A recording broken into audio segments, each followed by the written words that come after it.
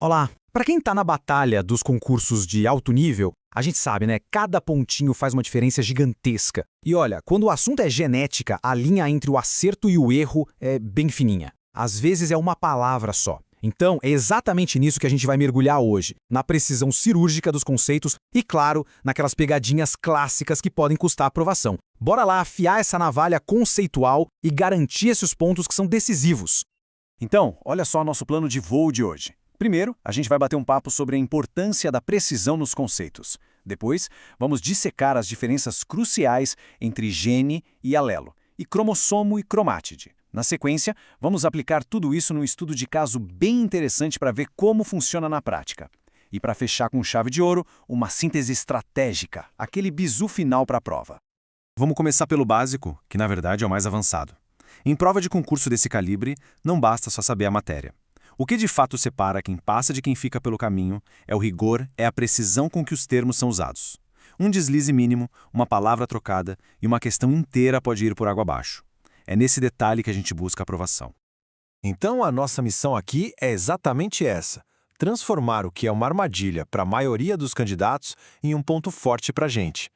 Vamos mapear essas pegadinhas, entender a lógica por trás delas e garantir que a clareza conceitual seja a nossa maior aliada.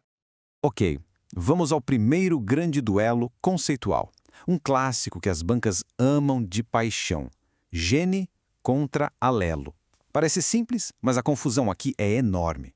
Dominar essa diferença não é uma opção, é obrigatório para quem quer gabaritar genética.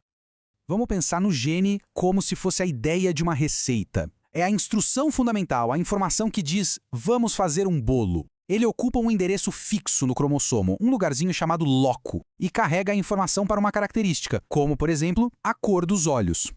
Agora, se o gene é a receita do bolo, os alelos são as variações dessa receita. Sabe? Pode ser bolo de chocolate, bolo de laranja, bolo de fubá. São as diferentes versões, os diferentes sabores que aquela instrução original pode ter.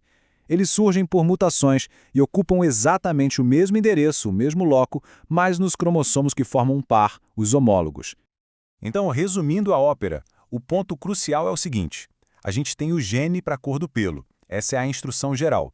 Agora, a variação, se o pelo vai ser preto ou se vai ser amarelo, isso quem define são os alelos específicos que foram herdados.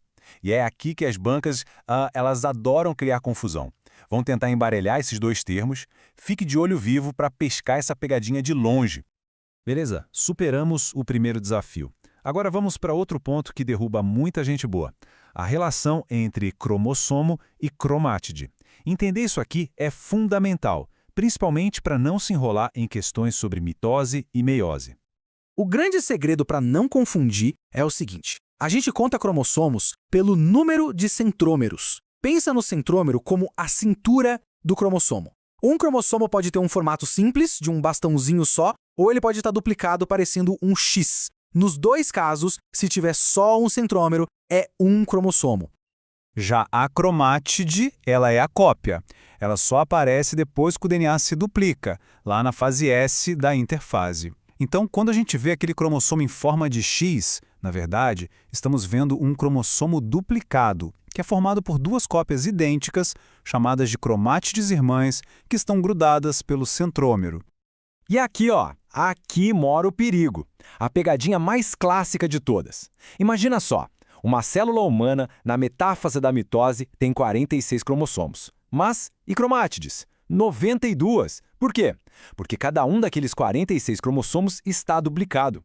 Então, anota aí a regra de ouro para não errar nunca mais. Quer saber o número de cromossomos? Conte os centrômeros. Simples assim. Muito bem, agora que os conceitos fundamentais estão bem amarrados, vamos subir o nível. Vamos ver como tudo isso se conecta numa questão mais complexa, que exige um raciocínio integrado. E para isso, nada melhor que o caso fascinante da gata cálico, ou gata de 3 cores. Esse problema aqui, que foi tirado de um concurso real, joga um enigma na nossa frente. Uma gata cálico, com aquela pelagem malhada de preto, amarelo e branco, é clonada. Só que o clone não nasce com o mesmo padrão de manchas. Ué, mas se é um clone, o DNA não é idêntico? Por que isso acontece? A resposta para esse mistério está num processo biológico incrível, chamado de inativação do cromossomo X, ou, para usar o termo técnico, lionização. É exatamente o tipo de conceito que as bancas usam para separar quem decorou de quem realmente entendeu a matéria. A pelagem da gata cálico é, na verdade, um mosaico genético. Como as fêmeas são XX, elas têm 2 cromossomos X. Um deles carrega o alelo para a cor preta e o outro o alelo para a cor amarela.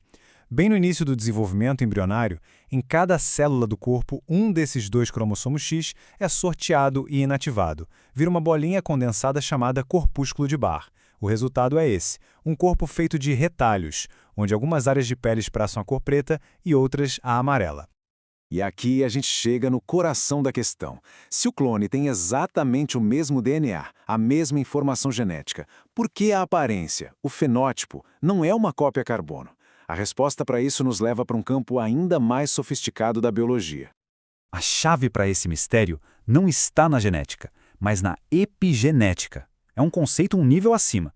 Pensa assim, o padrão de manchas não é definido pela sequência do DNA em si. Não, ele é definido por esse evento aleatório que acontece lá no desenvolvimento do embrião.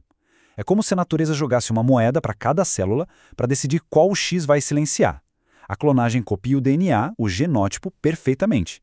Mas esse processo aleatório de inativação, ele começa do zero no clone. É por isso que cada clone vai ter seu próprio padrão de manchas, único e imprevisível. Ufa! Foi denso, né? Mas agora, para amarrar tudo isso e deixar o conhecimento pronto para o dia da prova, vamos fazer uma revisão estratégica. Uma tabela resumo perfeita para dar aquela última olhada antes de entrar na sala. Essa tabela aqui é o seu mapa da mina. Cada linha destaca uma distinção fundamental que as bancas adoram explorar. Gene é a receita, alelos são as variações, cromátide é a cópia, genótipo é o código, fenótipo é a expressão, influenciada pela epigenética. E assim por diante. Dominar isso aqui é ter um arsenal poderoso para a prova. E assim a gente fecha essa nossa análise. A grande mensagem é essa. Em concursos, decorar as coisas é só o primeiro passo. O que realmente faz a diferença, o que garante a aprovação, é a profundidade e a precisão com que se entende os conceitos. É essa clareza que transforma conhecimento em pontos, e é isso que vai te levar mais longe.